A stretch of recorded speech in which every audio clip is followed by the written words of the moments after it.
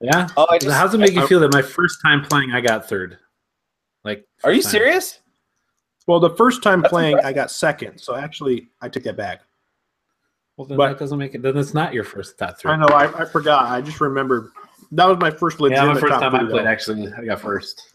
Chicken dinner. No. Do you get a chicken dinner? Is that what they give you? Or do they give you a turkey dinner or something? They don't. But I was going to say my first one, the second like place one, doesn't count because I literally was like not in combat the entire time. Yeah, I just made it. I just broke the top 10 earlier today. I got like 9th. And that was the first time I've broken the top 10. But I killed one person. Yeah. See, that's what happened. Except I didn't kill anybody that first time. But the third place one felt so much better because I seriously killed like 6 people to get there. The thing was more fun.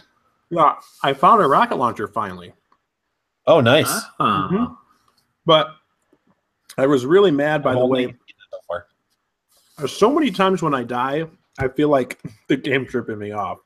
And I've had Paco tell me a couple times. He's like, yeah, it just doesn't seem consistent sometimes with the aiming. There's been a couple times where I'll have 100% shield. It seems like whenever I have 100% shield is when I get screwed. Because I'll get killed. You know how when you get killed, it goes to the camera of the person that killed you? Yeah. Yeah. Right before it switches to that camera, you can see your own camera for a little bit. And I'll always look down at the stuff I drop. Well, I noticed that this has happened to me twice. My health or my shield will be all the way down to 0. My health will still stay 100% before it switches to the other person's camera. It's just almost strange. It's almost as if I'm dying when my shield reaches 0 instead of my health. There are still some inconsistencies, I think, like bugs as far as gameplay. Like earlier today, if I had a scoped weapon, like it was like barely moving. Like, no, that's a patch. I could push. You have to go into the options and change it. The same thing happened to me. Oh, that's terrible. They added to where I guess you couldn't adjust it before. So they've added adjustments to where you can adjust the sensitivity, but it basically starts like seriously. I zoomed in. It's like 0. Yeah, it's like you can't move it. You can barely move it. So I had to change it. And I got killed because of it because I didn't know before I started shooting. Oh, I didn't know either. We should be talking about this on the actual podcast, maybe. Yeah, that's true. We should. Hurry up, because I'm almost done with these already. Yeah, Evan is not digging that you're eating while talking at the same time. It's bothering him. I don't care about Evan right now. Evan. Or he's using the word classic as if Evan's ignored me.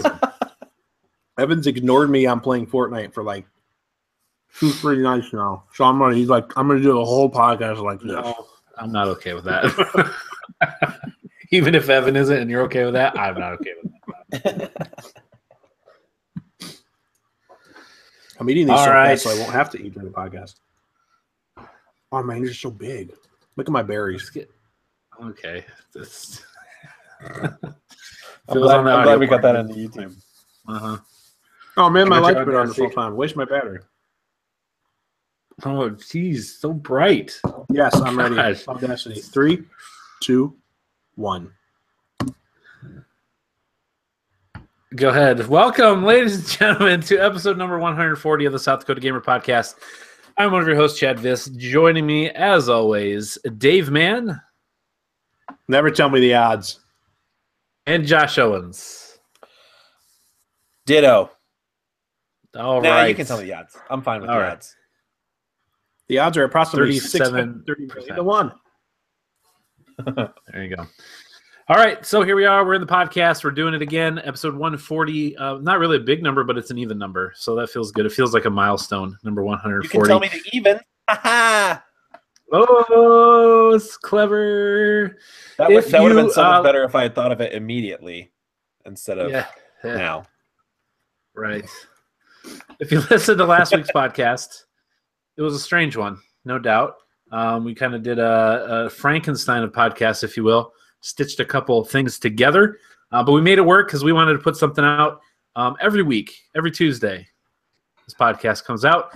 We did mention that we passed the 10,000 download mark. That's awesome. Which is pretty awesome. Pretty That's great. And we added another 300 in the last week. Excellent. Ooh, oh, that's So, awesome. You guys are listening, and we appreciate it. When you do listen, you have the opportunity to get things. Dave ate all the raspberries. All of them. In about 5 minutes.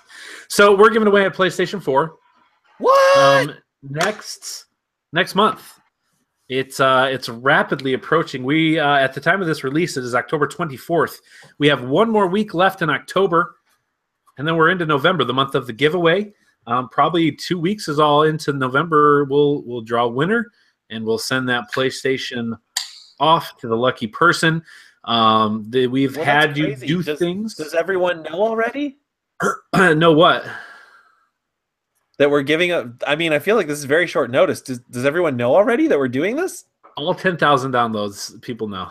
Wow. Okay. I will say It's kind of a big deal. it almost doesn't seem real. Like, we've been talking about this for so long. I honestly can't believe we're this close to actually giving away a PlayStation 4. That's a really cool giveaway. Like, it's huge. That's an awesome giveaway. I think I would want to win it. But I so you got want to. That's why I hope 8 of my fake entries make it. I mean, Man just mixed basketball wasn't a real person. the Steel Brothers aren't even real. Knew They're that all was me. fishy. I record all of their voices and I play it through. Yeah, that makes sense. I mean, some of the Russian ones, that totally makes sense. So you got one more week here in October to earn any entries that might be viable for October. Remember, we're doing special monthly entries that get you 3 entries. You've got one more week to participate in that. We've had a couple bonus entries here over the last couple weeks. Hopefully you've gotten those in. Those bonus entries are only good for 1 week. So if you didn't get it in before this podcast goes up tomorrow, at the time of this recording, you're going to miss out on that one. So hopefully you listen and get it in tonight. But yeah, so that's going to be coming up real soon. We'll talk more about that here in the weeks to come, getting ready for November, and just letting you know how that'll work out. But that's all the niceties. Let's get into the meat of this podcast, if you will. Meat and potatoes. And that's the news that you can use. If you so choose. To do so. Brought to us by our good friend, Andy Complin, a real nice guy, and he is bringing the news to you through his patronage. Thanks, If you want to Andy. join Andy and patron to us, you can head over to patreon.com/SouthDakotaGamer. Toss us a buck. Another way to get an entry.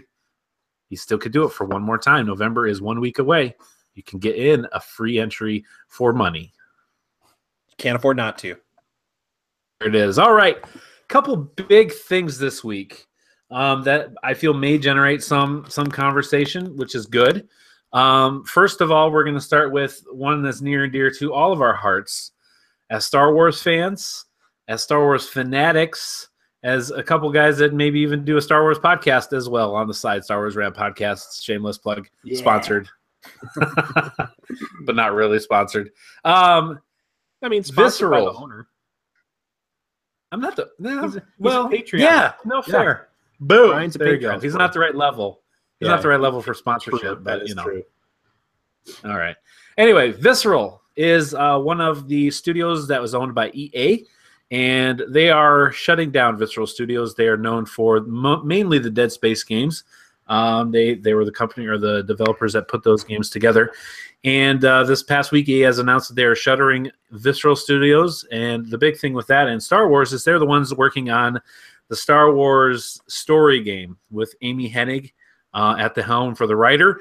And they have announced that they are moving that game development to a Vancouver studio, EA Vancouver, which handles FIFA and some other sports games.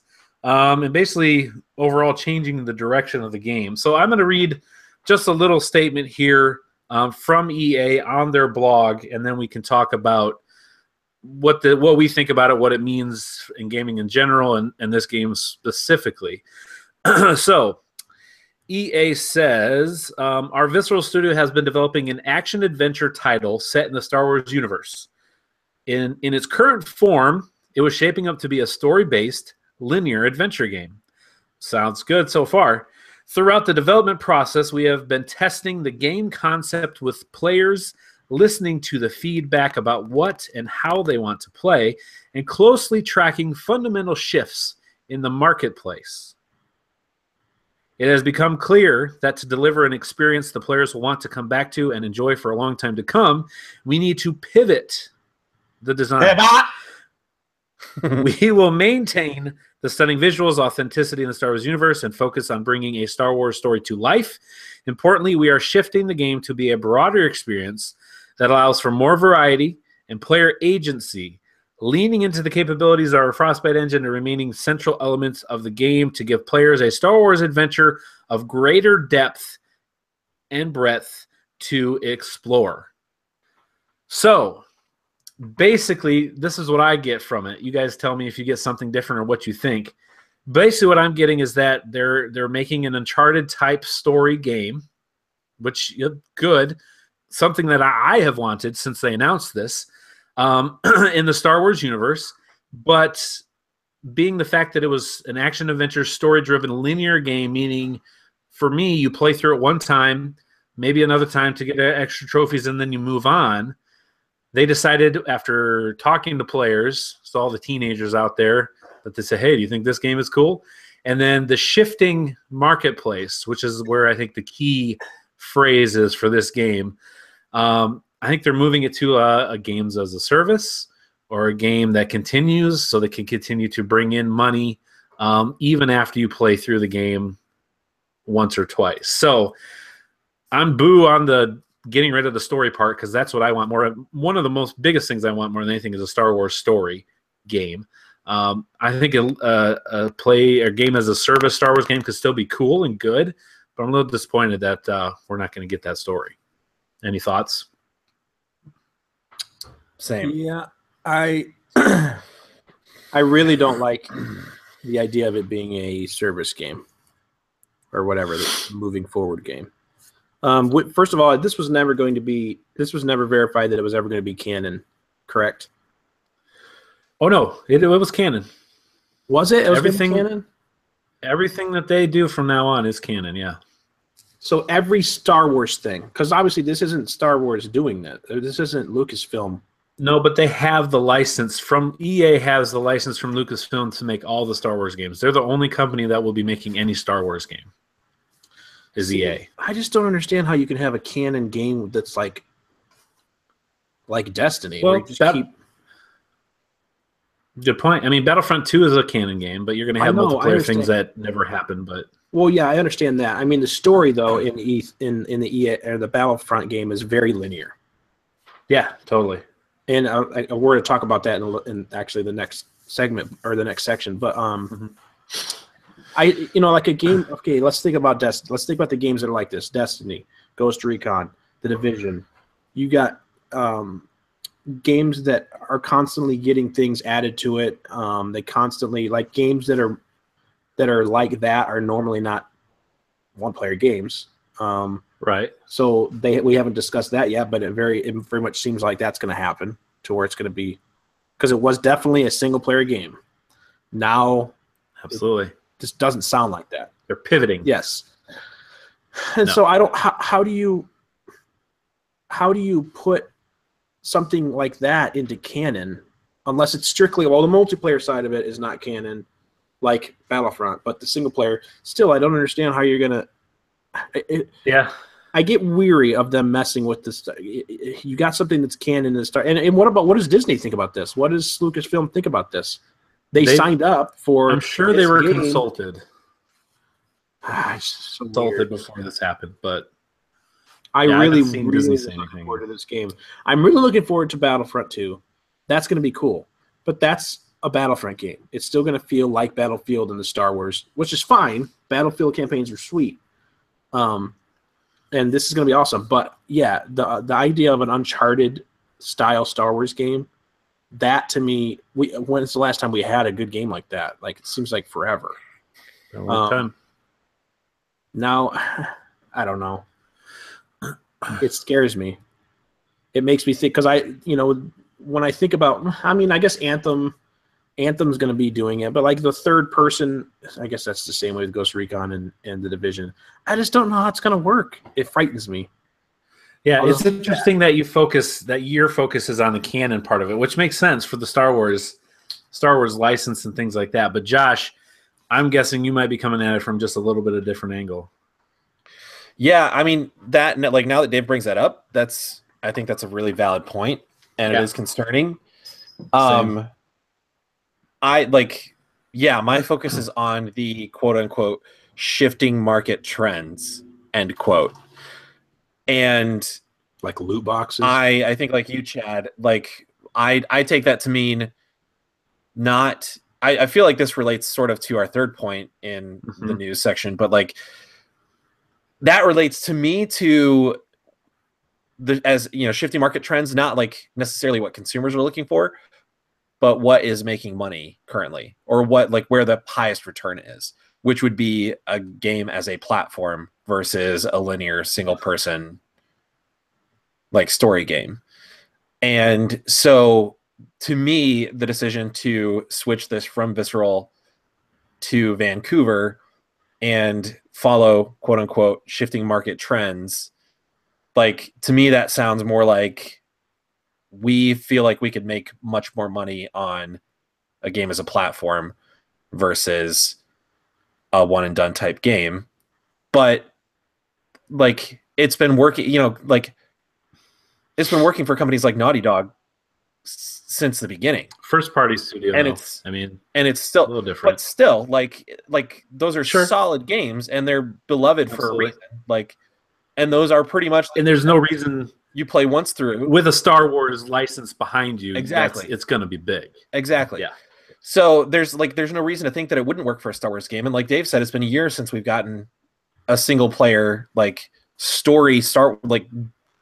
solid story game in the Star Wars universe. Like I can't remember the last one, like unless you're talking about like N64 and you had like Shadow of the Empire or whatever. But like even that, like that wasn't that good of a game. Like, well, yeah. When I think of the last Star Wars game that has a story that I was really loved playing, I seriously, The Force Awakens, maybe. Yeah. Or The Force Unleashed. The Force Unleashed. Yeah. Sorry. Yeah. The Force Unleashed was. Oh yeah, those were good games. Yeah, absolutely. And that was that had a great story that wasn't canon, but it fit into canon. You know, what I mean, they made it. They didn't just break the Star Wars mold, but they put it on its end and like spun it a different way that fit into what we already knew. So like when I think about this as being not canon, I mean I know it is canon, but when I thought about it before as being possibly being not canon, there's a lot of stuff you could do with it, and that I would still look at it as a game like, I really can't wait to play this game. But when I know it's canon, that is a huge piece to me because I love finding out more about the Star Wars. Where I love the idea of the stuff that's canon because now it fits in and it ties into everything. You can look for Easter eggs. You can look at it's a whole different. Just other than the video game, there's a whole nother element that you get to play with, basically fitting it into the saga and the stories and all that stuff. So that's when I think about. Yeah. Talk about adding microtransactions into a Star Wars canon story. Mm-hmm. Like, I don't know. I mean, for the canon part of it, I can see them just setting it so far away from your main storyline that, other universes and worlds that exist that the main story never touches on. And you could say it's so far away that, the Empire's present and things like that, but it doesn't affect our main heroes or the main thoroughfare of what the story is telling, which I think they might have done with this story version of the game why too. Make it canon? Because that's the way Disney rolls right now. It has to be. That's the only new things that they're allowing to be taking place. So, you're right. I didn't think about that like Josh said until you said that, and that's a big part of it too, which is disappointing because I'd love to hear more story about this universe and all these things that are going on. Do you think, and I'll let you answer first and I'll tell you what I think. Do you guys think that this kind of spells doom for story mode type games, single player action adventure linear storytelling? Because you look at Andromeda, right? That's EA's most recent storytelling game that just flopped. Do you mean them specifically for EA? Them specifically, or is it a trend that we're going to see going forward here as AAA studios where they're not going to be wanting to make these $60 one-time done trade-in games. They want that game that you've got to keep and play year after year. Is this something that's going to change our story games in the future? I don't think so. I mean, I think it's a good possibility that you could see it balloon up, but then I think it would pop at some point, because I do think even though gamers are really bad at voting with their wallets, there are a lot of them that do still. Sure. Yeah. And I think that I think it would grow because we came from that where we used to be able to just play. It was just a video game experience. It was just us. And we didn't have, if we had a multiplayer game, it was somebody sitting next to us. And that was fun. Nintendo's not ever really gotten away from that. Like, they've been pretty steady, and that's the kind of stuff they do. Their online has always lacked. And a lot of times we knock them for that. Uh-huh. But, I mean, looking at it from a different perspective like this, I mean, they've stayed true to something that's worked since the beginning. I still, whenever I've had Nintendo stuff, even when it was the Wii U, and the Wii U did terrible as far as this, that, or the other, whatever way you look at it. When I was at my friend's house, I had a Wii U. I sat down and I played, New Mario Brothers or whatever it was called. I wanted to play the Nintendo thing because they just have a way of doing a good job at that. And we've got Mario Odyssey that's coming out in a week or whatever, this weekend, I think. So I don't think that's going to go away. I think you're going to always have Naughty Dog or companies like Naughty Dog. I mean, like The Last of Us 2, one of the most anticipated games headed this way. That's a huge deal. They have a multiplayer element that was really cool, I thought, but it was definitely not the focal point at all of that game. Uncharted had multiplayer. It wasn't the focal point. I mean, they've already pumped out the new one with what's her name. That was a really cool DLC.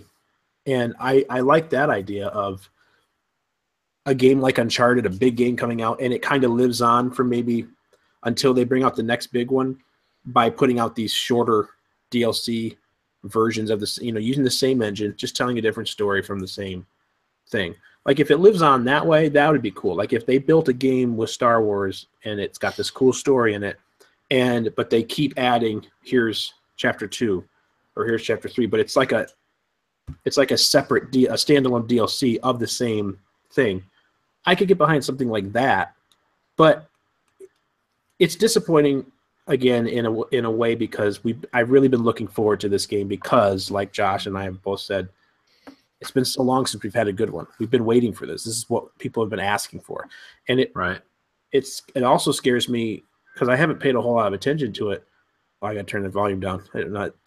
It also pays. I wasn't paying attention to the fact that they're not letting anybody that does a Star Wars game. It has to be canon, or it's just EA. Well, that just kind of EA is the company that has the license. Yeah, that just kind of bummed me out hearing that. I guess I didn't realize that because that's the only company they have the right Star Wars games from. Yeah. And it's definitely not my favorite company as far as games. I mean, they've put out a lot of games that I've liked, but they're not the company I think of when I think about my favorite experiences. Yeah. My fear here is that while I don't like bigger companies like we said, like Naughty Dog's a first party studio, so like they're gonna have the funding to do just about whatever they want as long as they're making money. And The Last of Us 2, like I think we're still gonna get games like that, at least for the time being, from these bigger companies. But my fear is that, like, again, if the quote unquote market trends are shifting, my fear is like all of these bigger companies are going to realize, oh, there's a lot more money to be made in this other different type of game where we can keep putting out content, consistently, and like there's loot boxes and all this other stuff. And then we're going to have to, which I guess isn't necessarily a bad thing, but like that void is then going to have to be filled by the smaller independent studios for like linear single player, like story games. Which might be cool because a lot of those indie games have really, really cool concepts and ideas, and they take risks that like the bigger companies don't necessarily do.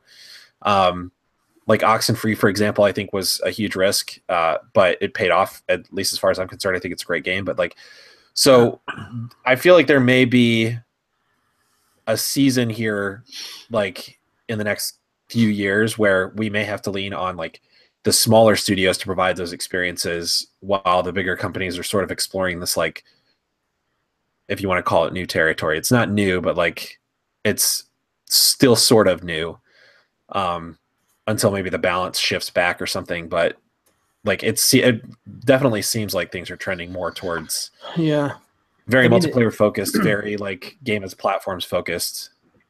It makes sense from a marketing point of view. I mean, when you've got some of these companies that are able to put out a Last of Us and make a huge chunk of money in one slot, and then when you have that, you're competing. It's very competitive. If you put your game out on the same day as somebody else, then you might lose. Your game might be great, but you might lose. But if you've got a game that makes less money over a long period of time and ends up bringing in more money than you would have done, that makes sense business wise. But I do feel like it definitely will. Whatever that season happens, I feel like it'll hurt us a little bit. It might give room for, like Josh is saying, for the indies, and we need to support that.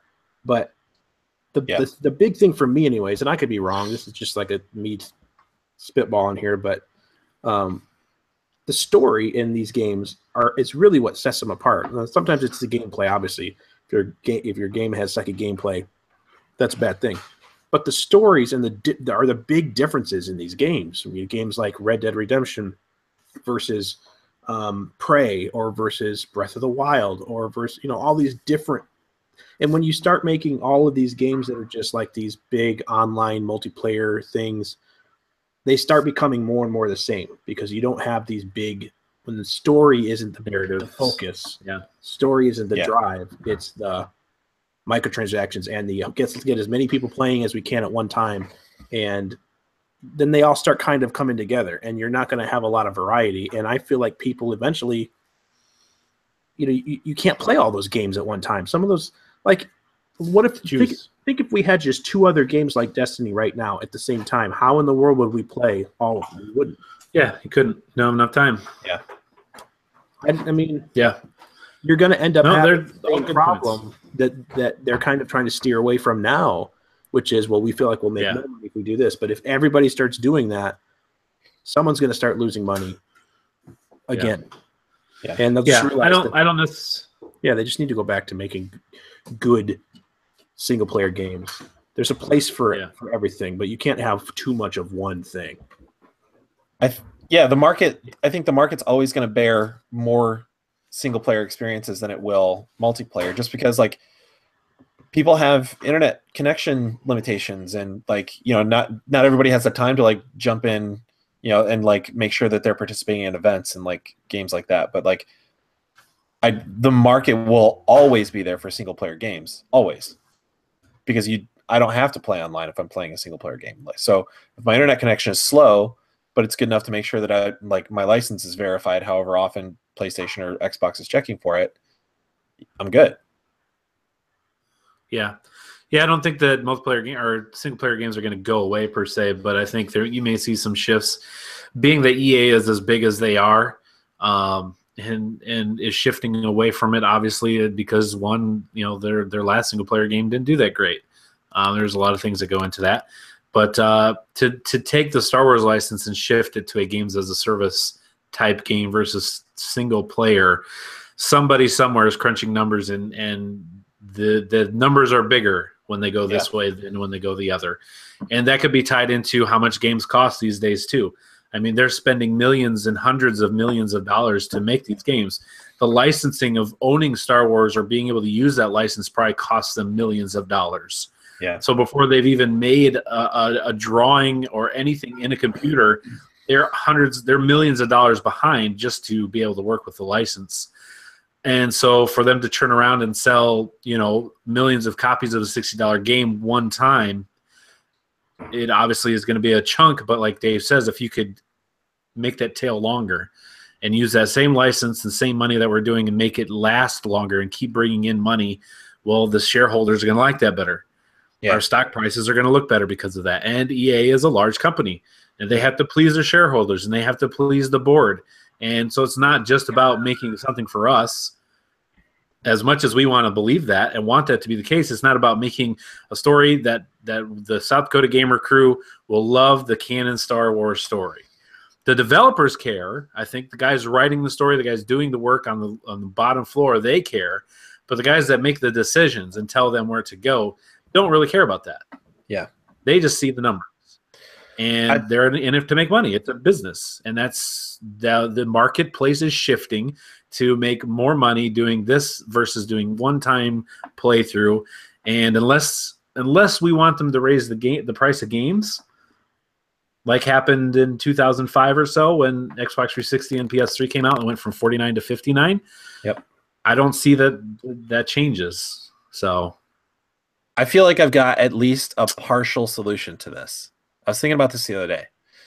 So like we've talked before about as far as like the cost of games goes. So like part of that overhead, I think a lot of that overhead is producing the actual physical copies of the games, which people still buy. I think all of us have sort of shifted to digital majority, which like that's worked out great for I think all of us. And again, like depending on your internet connectivity and your speeds and all that, like that may be an issue, which is why physical copies are still a good option. But even then, like you still have to download patches and whatnot, which can sometimes be almost as big as the game itself.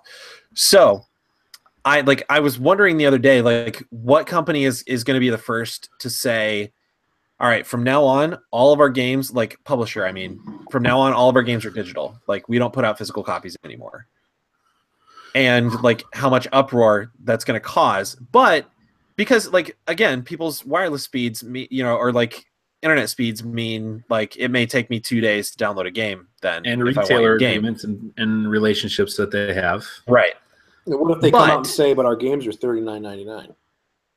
Well, I was going to say, but that would lower the cost for them to produce a game because all of that physical manufacturing overhead is gone. They don't have to worry about the physical production anymore. So like they don't have to pay factory workers. They don't have to pay for materials. They don't have to print labels. They don't have to do the design work for like the jacket cover and like all that stuff. Like all that stuff's eliminated. So they're saving money there. And then I feel like the solution to that for people with slower download speeds is you could still have a relationship with the retailer in that instead of a physical copy, the retailer could have like some sort of a kiosk or something where you could go in and purchase the game and download it on that store's like much faster internet speed to like an external hard drive or something along those lines, and then take it home and install it from that to your system. So you're not buying a physical copy, but you're still purchasing the game at a retailer and basically borrowing their internet speed to make sure you're getting the game faster. Like, or you wouldn't even have to use their internet speed. They could have it stored like locally on a hard drive there or something, and like you could download purchase it, and download a copy. Wouldn't it be cheaper just to put it on a disc though, a CD, DVD disc versus a hard drive of some kind? Because you're still buying not necessarily because you're but like the issue like for the hard drive. The issue there is you're paying for one hard drive one time, and then all of your game prices are lower. So you just bring that same hard drive back and they install it on that hard drive. The problem is you're not going to... and then the retailer is installing that kiosk one time. The problem is even with like 100 plus megs per second, you're still going to be 20, 30 minutes standing there waiting for it to... Which people just aren't going to want to do. I mean, I like your idea. I like how it like kind of solves that problem, but you still have... it still doesn't seem like an efficient way to get them people that need physical copies or people that can't download. I guess really it's just people that can't download at home to come in and stand there with like a thing that could be a piece of hardware or something and have to wait for it to download. Or even if it was like stored on a physical disc at the store. And so you're basically just traveling from not a physical disk, but like a hard drive at the store. So you pay for a license basically, and it does like the file transfer from their hard drive to your hard drive. Like that's much faster. That could work if they could somehow just sell the license. Right. And it gives you access to a download right there to where you're just transferring the file.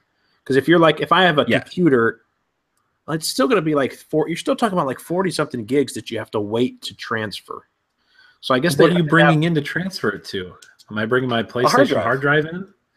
So I have to detach No, my like, you can- external hard drive, bring it in, Can't you? download it, and then bring it back, and then transfer it to my system. No, you should. Can't you like? Can't you install save files and like all that other crap from an external, like to your? Yeah, but Right. you can't. So you I've got to can't- take even it if you have the and- save file, you still have to have the game downloaded onto your PS4. But can't you?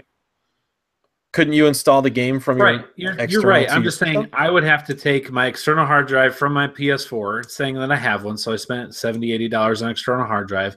I have to unplug it from my PS4. I have to drive to Target. I have to plug it into their system. They transfer from their system to my external hard drive. Then I come home and I plug back in my external hard drive and play off that on my PS4.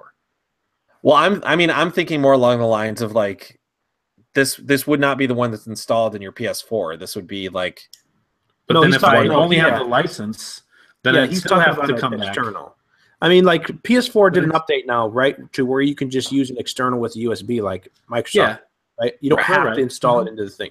Okay, so Correct. you can have a little mini passport, but you'd have Right. to unplug Yeah, it, which yeah, that's isn't a what lot of work to unplug it. But depending on People how you do have your that. PS4 set up, yeah, some people have it set up in a way like even mine's plugged into the back, and well, I don't have an external plug in the back anymore.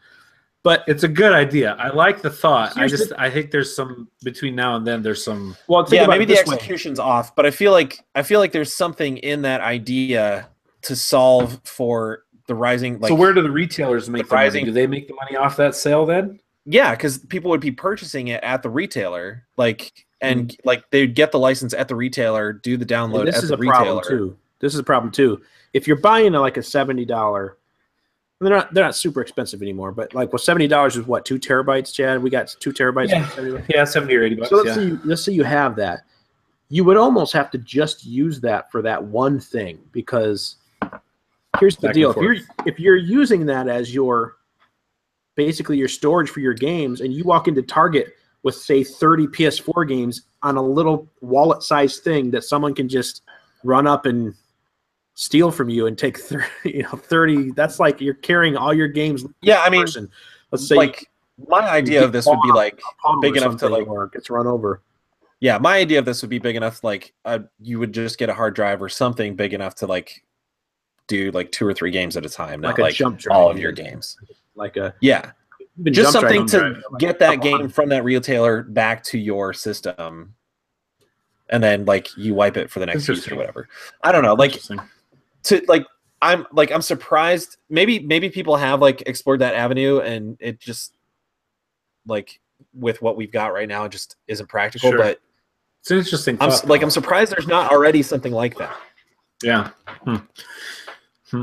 Yeah, that's interesting. I don't know. We'll see. I mean, I think games are definitely going to change a lot in the next 10 years. When it comes to console gaming and things like that. So, stick around. South Dakota Gamer Podcast. We will hammer these details out in the next 10 years. We will have the problem solved. You come back in 2027, guys. We'll tell you on I'm episode gonna perfect this 500. process, and then I'm gonna patent it. Yeah. And then I'm there's gonna money- partner there's- with Best Buy. There's a business idea there for sure. There definitely is. Yeah. All right. Well, we're going to move on from the EA Star Wars thing. There's another Star Wars item that we are going to move into, though, is Battlefront 40 2. minutes. We've made it past A. Hey, quite that long, 1 and 2. There's some interesting stuff. No, it's pretty close to that. All right. So Battlefront 2 is the next newest Star Wars game that is coming out here in just about a month. And they did do a story trailer last week, which we did not talk about on here, but gives you obviously the Empire's side of it with Iden Versario and her crew. So the single player story reportedly is about 5 to 7 hours long. What do you guys think of that? Initial feeling is boo. After talking about Really? the visceral thing for as long as I have, I'm really glad that we are getting some type of Star Wars story. I mean, I was like, 5 to 7 hours isn't I was bad, happy. but I mean, yeah, I was happy to see 5 to 7 hours. I like my single player things to be like, I think 10 hours is a good game. I think 10 hours is good. That's my opinion. Every game that I've said is 10 hours, I've heard people go, it's kind of it's like, I think that's good. Yeah. I feel like this isn't primarily a story game. I think it was No, like it's primarily a multiplayer game, and then they added the story in. But like I this, don't know. Like I feel like I'm happy with 5 to 7. I'm just when a game hits a 5 to 7 window, this is a game, especially being Star Wars, probably won't happen just because of my life now. But I could easily sit down and finish this in a day, and then feel like, dang, man, I'm done with it already. Like, I mean, I know I'll play the multiplayer a lot, but I like when I can sink and lose myself into a game and play it for a long totally, time I agree. all that stuff. And yeah, so. It seems a little on the short side, but I think I'm okay with that. I mean, I read the prequel book because, as Dave mentioned earlier, with the whole canon stuff, I'm into the novels. Like as far as I'm aware, own every novel in the new canon, Star Wars, since Disney took over. I've read them all, and this was a very good book. It was a prequel to the game, and it was fantastic. The story is great. It builds on Iden Versario and the characters a little bit more. So I am looking forward personally for that reason to going in and seeing where they take what the groundwork that they've laid. Obviously, they're going to have to do it in a way that not everybody's going to read that book. Most people probably won't, and still have a good, compelling story. But 5 to 7 hours is a good chunk, and I could get that done in a week, and then I can move on to the multiplayer and feel okay with that. So I'm excited to see what it has to offer. So we will see how that goes here very soon. All right, next, Activision. This could possibly be another big thing that we're going to talk about here. So I'm going to read a little excerpt from an article on VG27 or 24/7, videogames247.com. Basically, Activision has applied for a patent back in 2015, and they were just recently granted this patent it's for matchmaking in multiplayer games, and it would promote microtransactions to players. All right, it's a patented matchmaking algorithm that would promote players to spend money. So I'm going to read just a few little excerpts here from this article and kind of give us the idea what that means, and then we can discuss as we feel needed. So in this example that they give, they said in a particular example, this is from the patent filing, a junior player may wish to become an expert sniper in a game, determined from the player profile. Reads the description. So the player profile is given. They want to become an expert sniper in a game. The microtransaction engine may match the junior player, they're calling it, with a player that is highly skilled sniper in the game. In this manner, the junior player may be encouraged to make game-related purchases such as a rifle or other items used by the marquee player, as they're calling this expert sniper.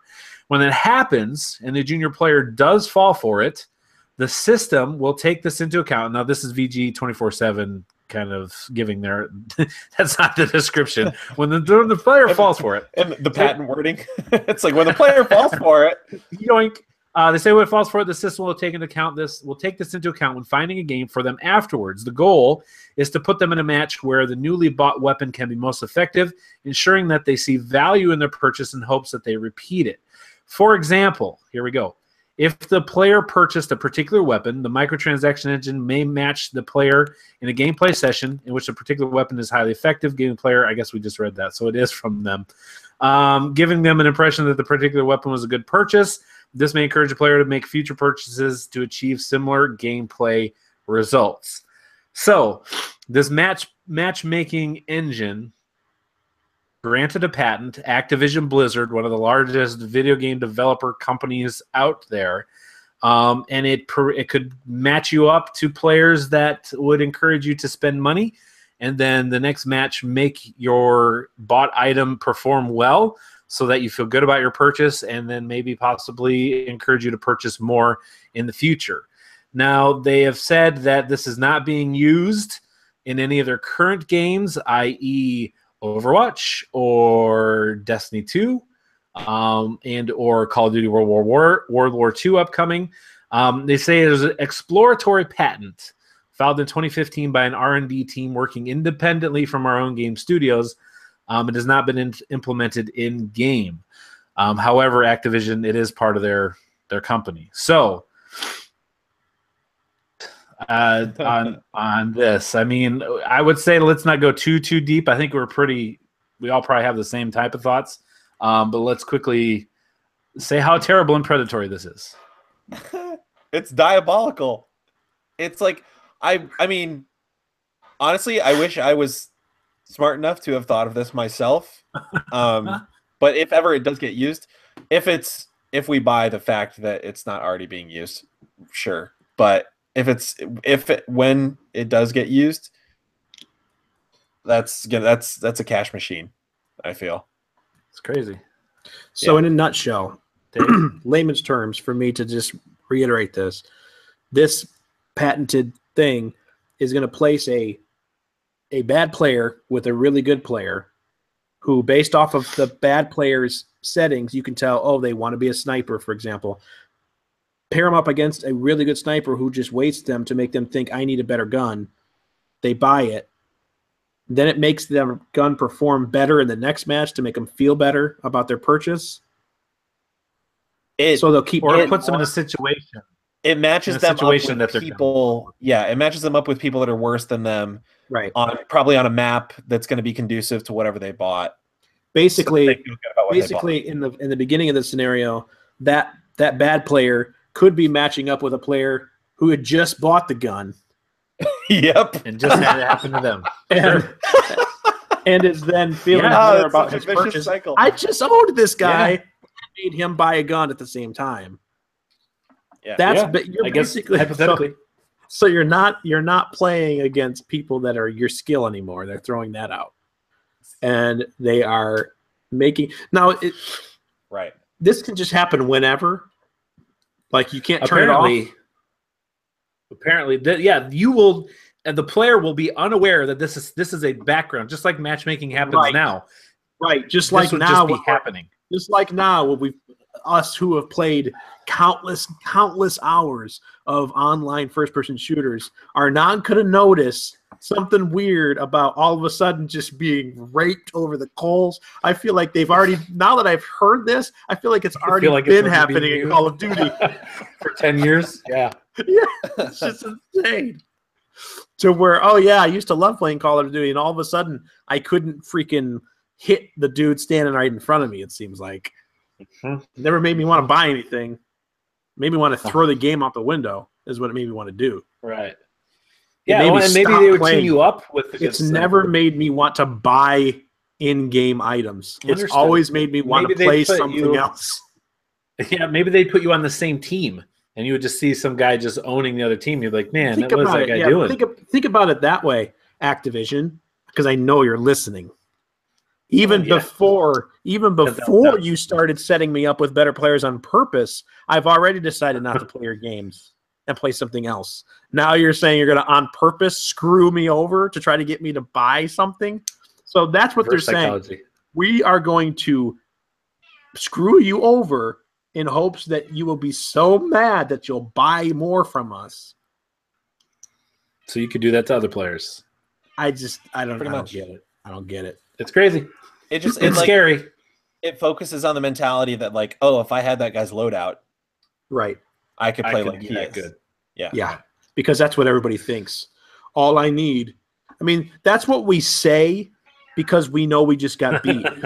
Oh, that dude's got a better gun, but we know that's not why. It's like not that doesn't mean, oh, if I get that gun, I could do way better. First of all, it's like how. We notice that kind of stuff. Like we're just talking about playing in Destiny, where you can play in the Iron Banner and you can actually play people who have better levels and have better things that they've gotten in the field. Whereas versus the regular Crucible, you play at people that are matchmaked to your skill, and you all have the same type of. You don't have like special abilities above what you chose. You all kind of have a level playing ground. That's what matchmaking is. That's the definition of matchmaking. Yes. So now they're talking about, okay, we're going to matchmake you, but also just throw in a bunch of wild cards. They could just they're going to mismatch you. Yes. They're going to mismatch make you. It's not matchmaking. It's money. It's error. It's like the wrong matchmaking. Yeah. The fact that this has been out there publicly now, I don't think that they definitely are going to sit on it for some time. It'll be a while. If we ever do find out that it's something being used, it'll be a while. Just because it's with the loot craze and all that stuff that's going on now, real bad idea. Real bad idea. Yeah. So Yeah. worth talking about, worth bringing up. So if you feel like you're getting owned in a game and you're like, man, if I could just buy this, then I'd be better. They gotcha. They gotcha. You will be better for one match, though. Yeah. Yeah. Until next time, it's a different gun you need to get better at. You like buy the gun. gun. Keep buying guns, and the next match will always be better. You buy the gun and you like drop your controller and you get like a double kill. You're like, what? This is ridiculous. You fire off into the distance and you get like it's like those videos from back in the day with COD where they throw an axe way up in the air and it would fall on the other side of the map and kill a guy. Yeah. Oh man. Yep. They're doing it back then. All right. Well, there you go. That's how it happens. All right, a couple more items here on the news list. Next, a Nintendo item. Recently here this past week, we had update on the Nintendo Switch. I believe update 4.0, which added the ability to transfer your profile from one Switch to another, which was not able to do before. Also added video capture. Good. Wireless headset support. Good. All good things. All good things. So, if you like a lot of people, the only problem is if you lose your Switch or it gets destroyed, or just breaks or it doesn't work anymore, that's not going to help you when it comes to you transferring to a new system because it doesn't take from a cloud. It's similar to the 3DS. You transfer from one system to the next. It deletes everything from the old one to put it on the new one. So it's a step in the right direction. They still have some room to go, I think. The video capture is great. It's at 30 seconds right now. You have to hold the capture button down instead of just pressing it. Pressing it takes a screenshot. Holding it takes, we'll do the not for the whole 30 seconds. Does it record the last 30 seconds or does correct. It record when you, okay. The last 30 seconds. I was going to say, how are you going to press it and hold it and still play? Yeah, no, the last 30 seconds. So it's probably you only have to hold it for a little bit. It's not like you have to hold it for a very long time. However, it's only works in first-party games at the moment. So, it works on Splatoon and Mario Kart, and I believe The Legend of Zelda. But they're saying they're going to add it to other third-party and everything like that once they get used to it. It's not a console update. It kind of is, but it's not. Right. It's available for other. Right. It's available for other developers, but no other third parties are using it at the moment. They also said that they will add additional time amounts for recording. So it won't forever be just 30 seconds. It might be, 60 or 90, whatever the case may be. And then with the wireless headset, it's a USB wireless headset. So you still have to have a USB dongle. It's not Bluetooth. Really? So, yeah, because there's no Bluetooth. Something into your Switch? Yeah, you have to plug a USB dongle, and then you can have wireless headsets. You're right. It's not great, but it's a step in the right direction. I mean, you think about your Switch. If you're docked, if you're undocked and you're using it somewhere, your battery is good for 3 to 4 hours, maybe. Add a Bluetooth headset into there. How much quicker is that battery going to just die? Well, yeah, and then you get the developers who some of the games don't work because the developers had no idea this was coming until later. So this all goes back to the fact that this thing was released before it was ready to be released, which I'm glad that I got one. Sure. I'm glad I got one. I mean, come on. I think it's very clear that there's a lot more that could have gone into this that they just didn't because they had to get it out. Absolutely. Because they wanted to get it out. Yeah. So they're taking steps. And I agree. They're taking steps in the right direction, but they do. If you use the wireless headset, do you still have to go through, is all of it still going through the phone? No, app? That's for the chat. That's for the chat. So if you have chat, yeah. So my bad. Okay.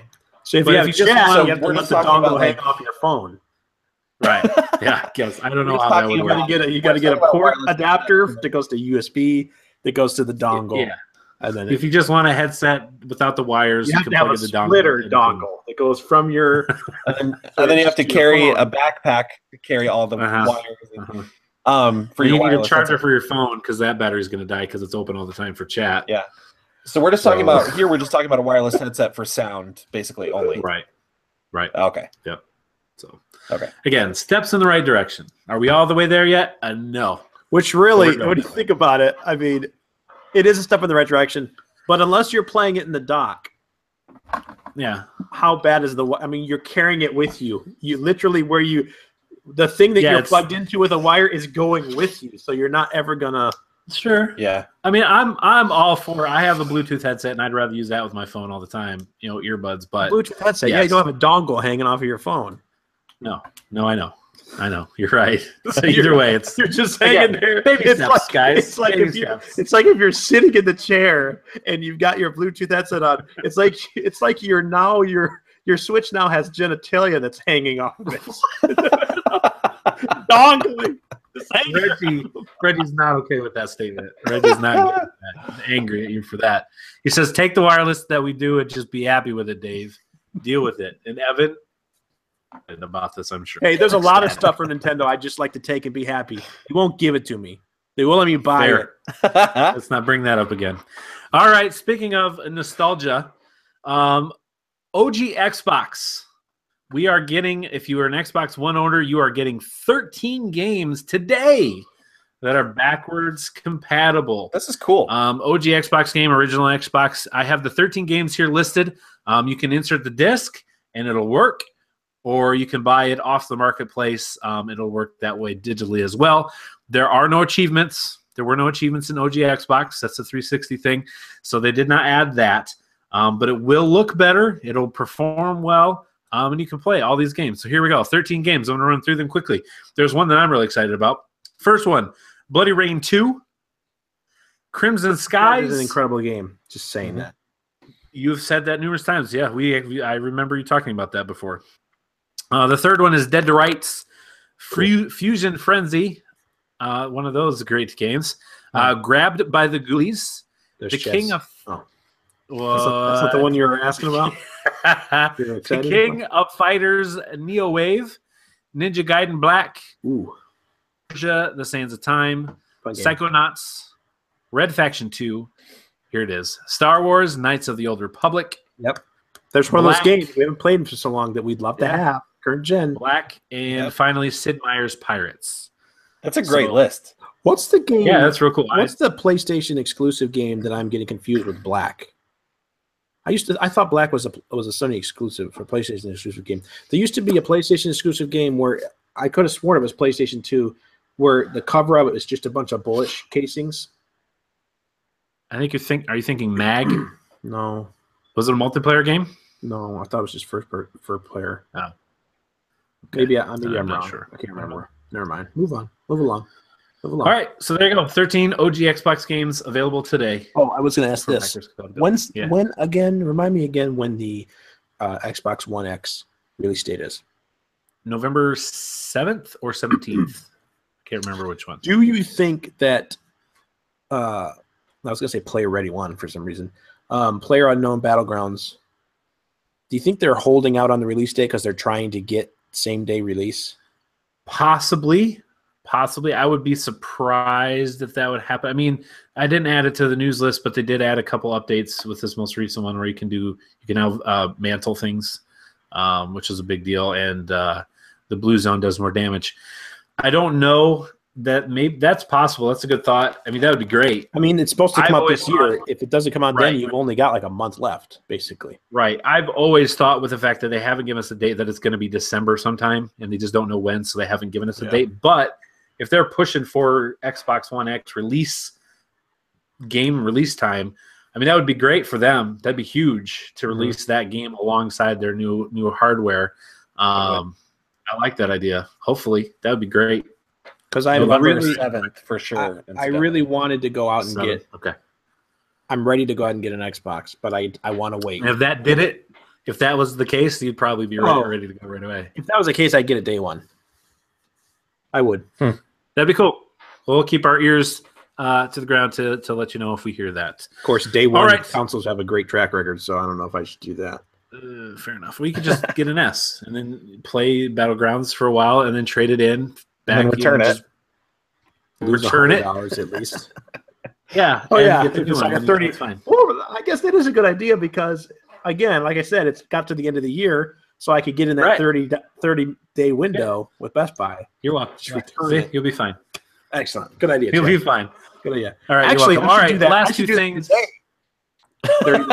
Return it. 30 days. Then go buy it from GameStop and then turn it out from 30 days and then go to another distributor and just keep doing it. I got lost. You lost me. till I have an Awesome. Xbox One X, right? All right, next. Today, October 24th, on Animal Crossing for mobile. Remember they talked about bringing Animal Crossing to mobile platform. They're going to talk about it. Yeah, you ready to buy that game? You ready to buy it? You ready to buy it? No, I'm so confused why we jumped over F. Because I wanted to get through this quickly so I could go back to the one that's going to take a little more time. Okay, let's go. I don't care about. Thanks for letting everyone see behiund the curtain. See how the chocolate made. I already sent Paco. That's not the statement. I already sent Paco a screenshot of the outline. Oh, well, great. That's not how it's supposed to go. You didn't hit that level of support. All right, lastly, Bungie. Support to this, and you can see the outline every day. See the outline. See how bad we messed that up. That's a good reward tier. Yeah, would you pay to see that, though? Come on, you guys don't even look at it until the day of, and you don't pay. If you donate $100, if you donate $100 a month, you'll be invited to edit it live. Ooh, that's a good one, actually. A monthly one where you could give so much, a certain level, and you could come in and add or delete on 1 week's podcast. You can make the outline. That's pretty good. We can make us talk about what you want us to talk about. We can talk about the crowdsourced outline. That'd be pretty good.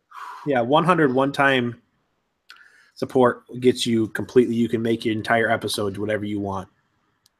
All the time? No, I said one time. Once. Yeah. Okay, one time. I mean, if they want to support 100 a month, who's to say we can't give them at least a week? A month. Fair enough. Fair enough. All right, so Bungie and Destiny 2. I'll try to make this quick. They had at TwitchCon here this past week, they announced some things considering seasons.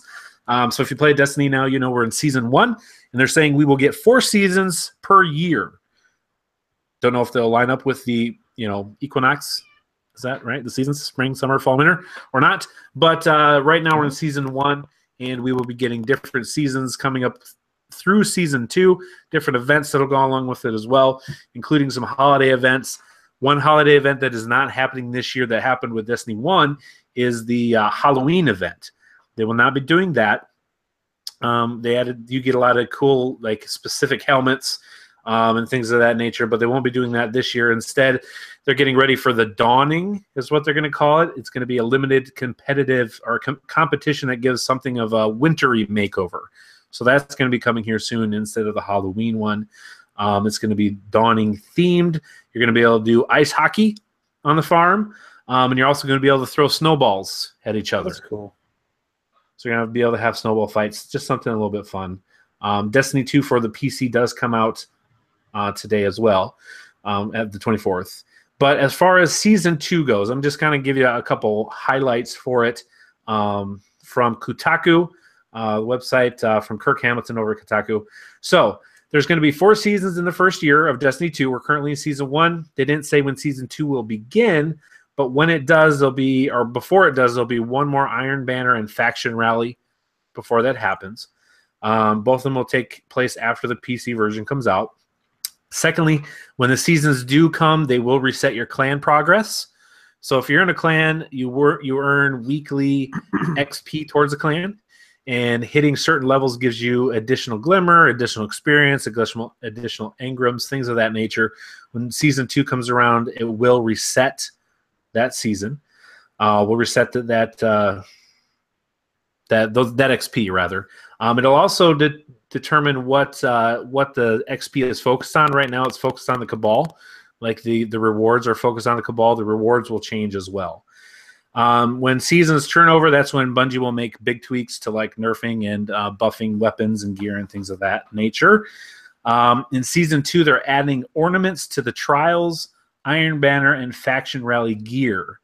So you get your gear through, turning in the tokens as always, but ornaments will work different. To unlock an ornament, you'll have to complete some sort of challenge tracked by the gear itself. Not the biggest deal in the world, but something additionally cool. So get so many kills with this, get so many, ultimate kills with this armor being worn, and you get ornaments for that particular gun or whatever. They showed some concept art of what the ornamental faction gear will look like. You can go to their website if you want to see that. The weapons will also change. So from season to season, you'll be getting different kinds of weapons, different kinetic and energy weapons, as well as perks. So you'll have weapons that won't be available other than that season. Let's see here. The Bright Engrams, which is where the microtransactions come in, will also be different each season. They'll be refreshed. You'll get new things, new emotes, new ships. They did show some new ghost skins, which look pretty cool. Maybe we'll put some of those on the Facebook page. But there's one, I don't know the name of it, but it has a galaxy inside of it. And when you turn it around, you can see the different stars and different solar systems and stuff inside, like circling. Like as the orb that's inside? As the ghost. Yeah. Well, like the shell looks like a bunch of galaxies. Oh, that's cool. It's pretty cool.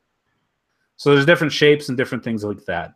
And there also will be season-specific cosmetic items you can only get during those seasons. So if you see a cool ship in like season 2 and you don't get it, it's gone. You won't be able to get it again. It will not be there. Same with emotes, ornaments, and other armor shaders and things like that too. Let's see here. There'll be at least one new Crucible map in season 2. At least, maybe more. There'll also be brief periods called Clarion Calls, which will be limited time global events that give 2 times XP bonus to anyone doing those events in fire teams. And that's about it. So they've got They've got plans for continuing on Destiny and expanding it, making it more, making it bigger. And I'm excited. I mean, we're going to talk about here just a little bit as well, but I've been into Destiny 2 like I didn't really expect to be, and I've been having tons of fun in it. So, you know, when we talk about Destiny, if you're not playing, everything I just said to you was like the Charlie Brown teacher. Yeah. Right? That's all you heard. And I get that. But for people that do play, like I am not starved for Destiny information because there's a lot of it out there, but I have subscribed to new podcasts that are specifically Destiny podcasts just so I can get more Destiny. And I've not done that for any other game that I can remember, maybe other than Skyrim in the past. And so I'm enjoying it a lot. And we can talk about that here in a bit. But seeing that they're adding more things, and we're going to get some DLC here, towards the end of the year as well. So I'm excited to see the plans that they have for Destiny 2 going forward. We got to get that raid done, though. Am I right? Yeah. All right. Well, that's going to do it for the news you can use this week. Thank you so much for being part of it. Let's move right into what we've been playing, brought to us by The Paco.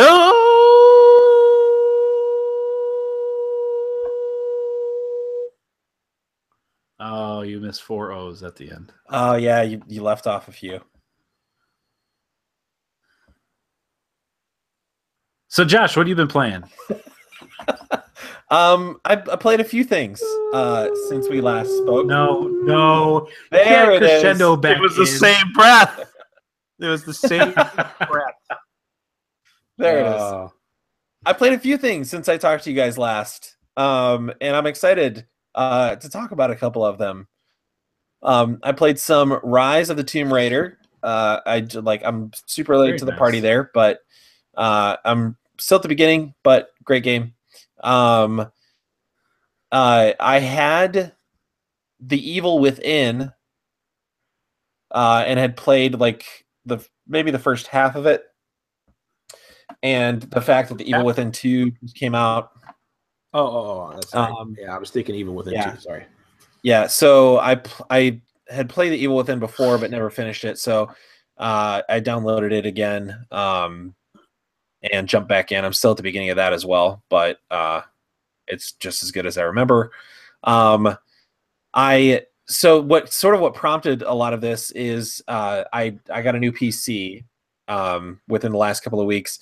My old one was about to die, so I pulled the trigger and got a new laptop. So it can actually handle some of this stuff where my old one could not have. PUBG? And so no, I haven't done that yet. But can it handle it? I don't think I want to play that. It can, yeah, Okay. but I don't think I want to play that on the PC. I'm not a PC shooter guy. Yeah, but I you don't can get a like Xbox controller. Yeah, but then I'd be I'd definitely be true. competing Yeah, you're straight right. up with people that are using mouse and keyboard. Yeah.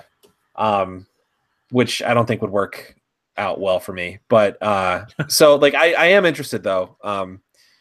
If they can figure like that server stuff out, like if I could play on PC against people on Xbox exclusively, I would get it on PC.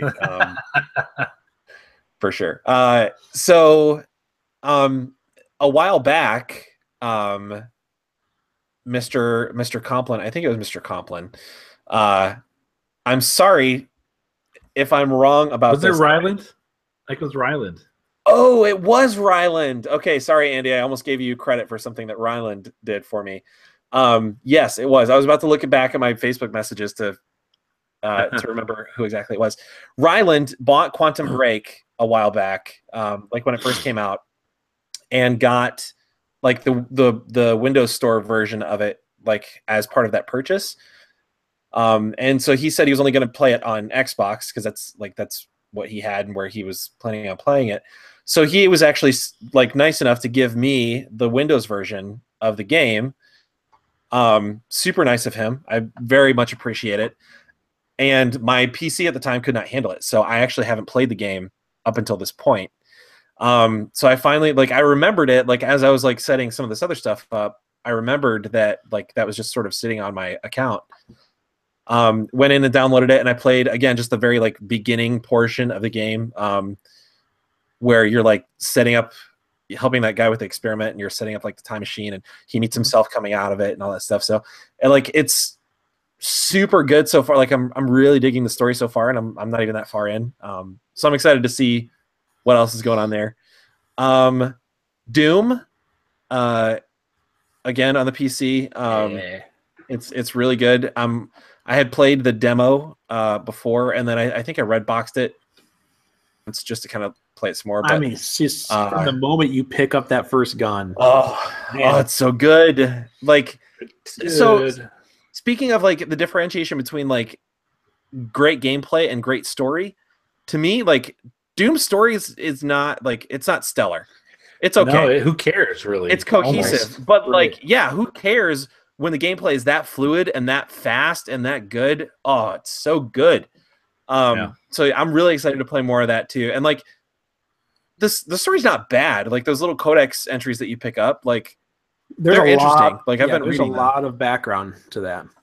Someone spent a whole lot of time at stuff that a whole lot of people didn't even look at.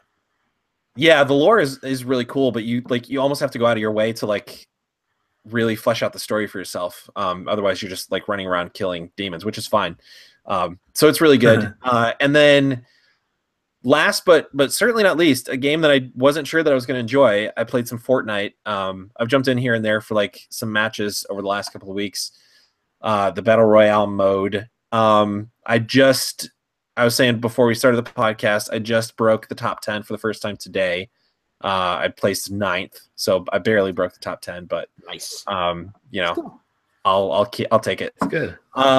It's a lot of fun. I wasn't sure that I was going to enjoy it. The art style doesn't really appeal to me that much, but the gameplay is really good. What I was thinking too.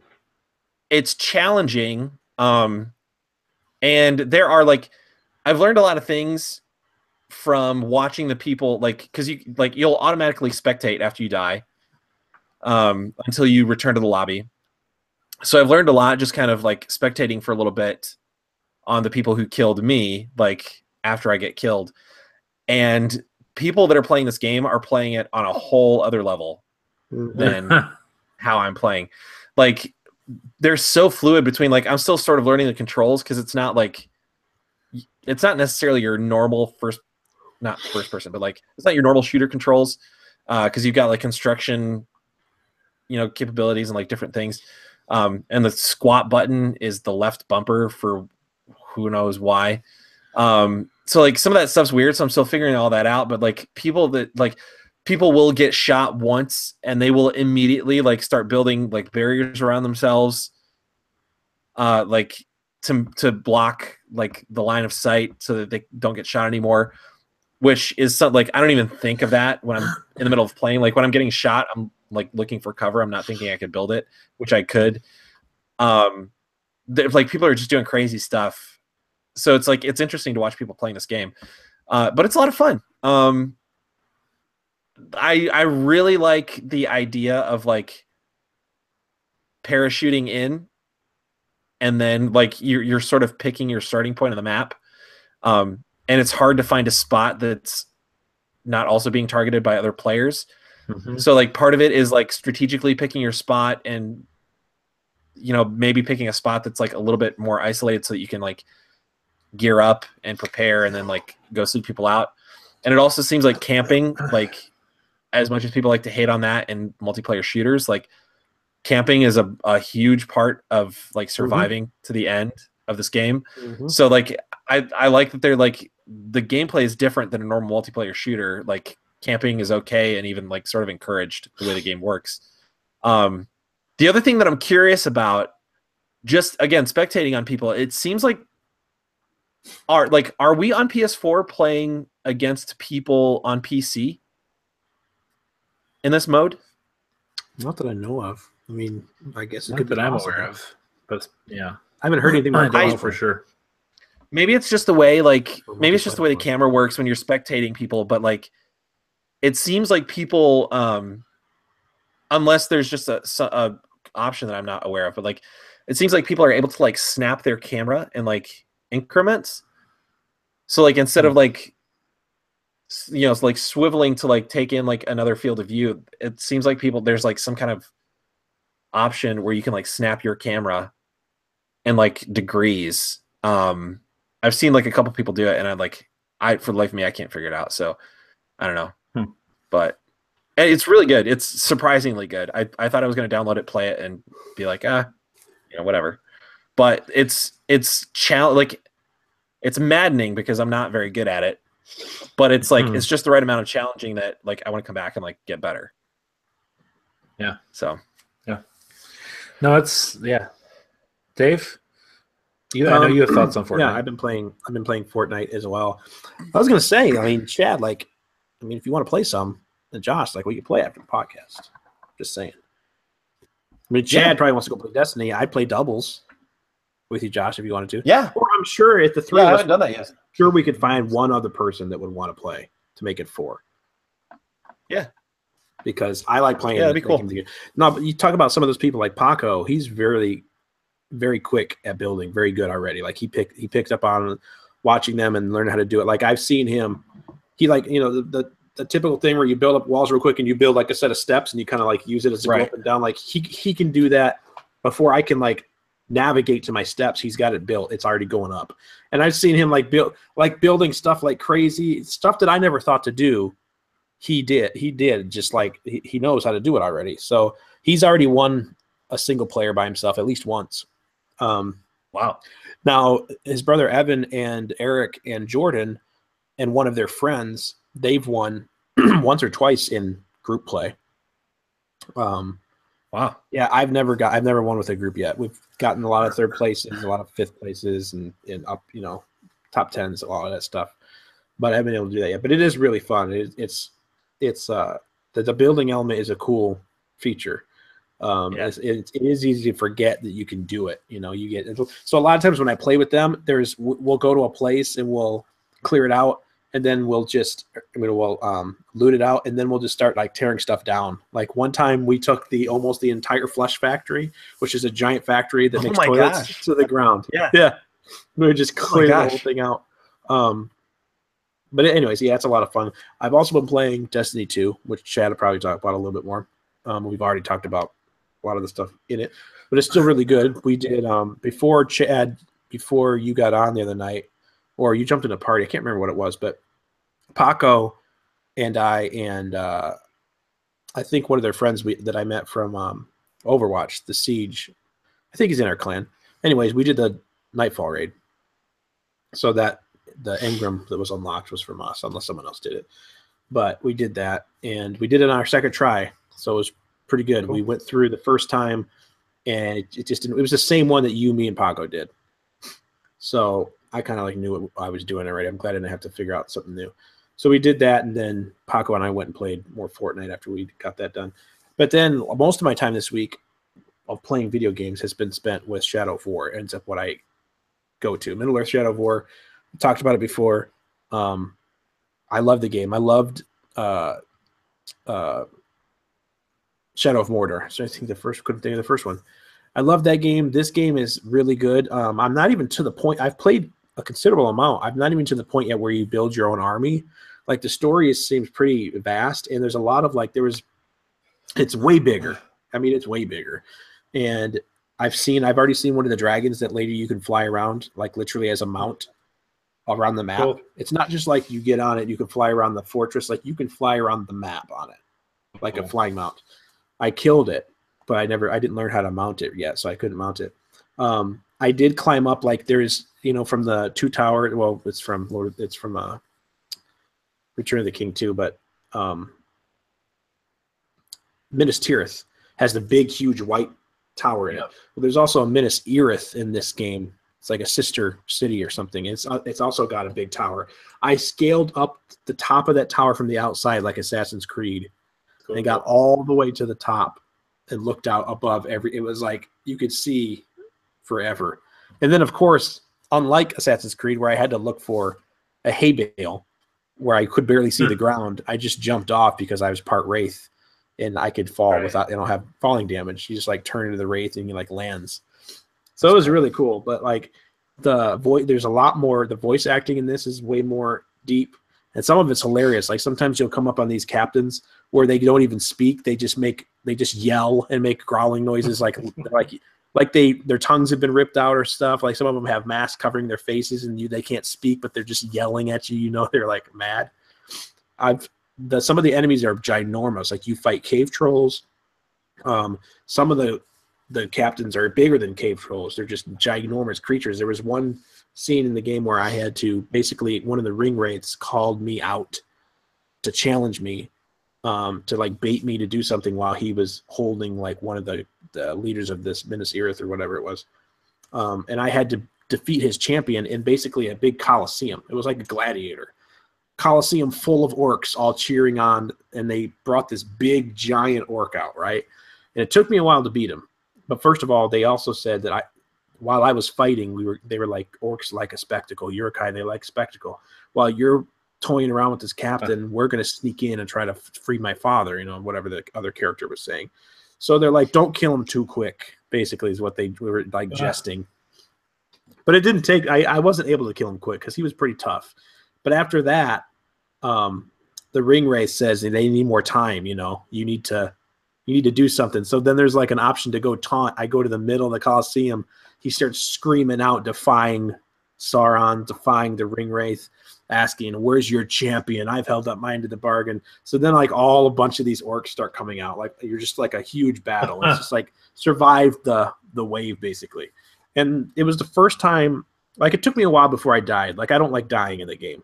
They give you plenty of chances. Like, even when you get down to your last bit of health and you get struck down, you do have one button you can hit if you time it just right, where you can kind of, like, revive yourself and keep fighting. But if the same enemy puts you down like that again, you can't get out of it, and he'll kill you. And then the next time you fight him, he'll laugh at you because he killed you, or he'll be surprised that you're still alive or whatever like that. The Nemesis system is really good in this game.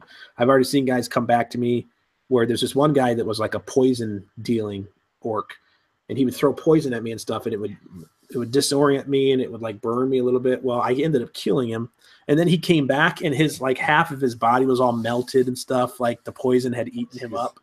But he came back as I didn't kill you, or you didn't kill me, blah blah blah, and now I'm gonna do this and that. So it was really fun getting through that Colosseum part. And I feel like I haven't even started the main draw of the game, which is start your army and lead them, into the gates of hell or gates of Mordor or whatever. So that's what I talk about when I like my games to last a while. Like I like to get into them. This is a little bit different game as far as it's an open world game, so it's going to be longer than your linear experiences. Sure. But I'm loving it so far. So I've taken some pictures and put them on Twitter. I might put like some videos up later or something like that. I need to use the YouTube channel more. Once I get seriously my own place where I'm not like the people in the office can't hear me, I'm going to start doing a lot more YouTubing. That sounds cool. But yeah, I like it. Neat. Nice. All right. Okay, well, for me, I just played Destiny 2 and Fortnite. I can't really say anything extra other than they already said in Fortnite it's fun. It definitely is more fun to play with friends. So I look forward to playing some more of that. And then Destiny 2 just continues to be what it is. We have planned a raid attempt next week, beginning tomorrow. Actually, at the time of this recording. So we've got our 6 gathered together. I sent out a little message on PlayStation. Got no response, so I'm taking that as a good sign that everyone's good and cool with what I said, and this is going to work out great. And they just have nothing to add because everything is perfect. So hopefully next week we can tell you that we defeated Emperor Callus, and have finished the raid. I started a second character, so I have my Warlock up to 289, I believe it. No, 298 at this point. What's that? I said, dang. I'm at 294, I think. Yeah, I might be at 299. I'm real close to 300. And then I started a Titan a couple weeks ago, and I have him up in the 280s already. And I haven't even finished this. I just finished the story with him.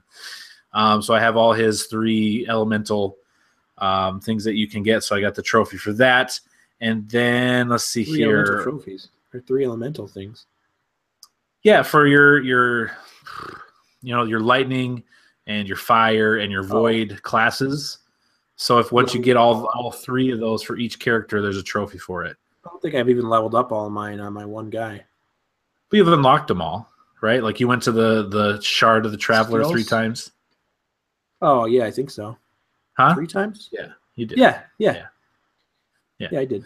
So I did that with my Titan. So my Warlock is 299, my Titan is 285. So I'll do that with the Hunter as well. So I'll be running 3 characters. I will tell you, when you start running additional characters, you share Glimmer, you share some of the currencies that you use, you share legendary shards, you share inventory, and it makes it easier to swap things back and forth. I got to 285 with my Titan, super easy, because when I finished the story, I had all these exotics at level 20 that were like 270 power level that I had bought from Nar. And so I just buy all of Nar's stuff, even if it's not the class I'm playing, and I put it in my locker. And that way, when my other character comes, he can just equip it and just boost. Like I went from power level like 230 to 285 in like a day. Nice. So it's definitely the way to go if you're going to run multiple characters. So I look forward to doing that with my Hunter. I would like to platinum this game. We're going to have to do the raid, and then we're going to have to go do a Prestige Nightfall, which is like hard mode. Or we could do the raid in hard mode, but that seems like a bad idea. So, yeah, I'm enjoying Destiny 2. It has grabbed all my attention, all my time. I have not played 1 second of Season 2 Telltale Batman. I have not played 1 second of Shadow of War. I have not played one. I just reminded Dave of another game he played. Yeah. I have not played 1 second of pretty much, other than Fortnite, any other game in the last month.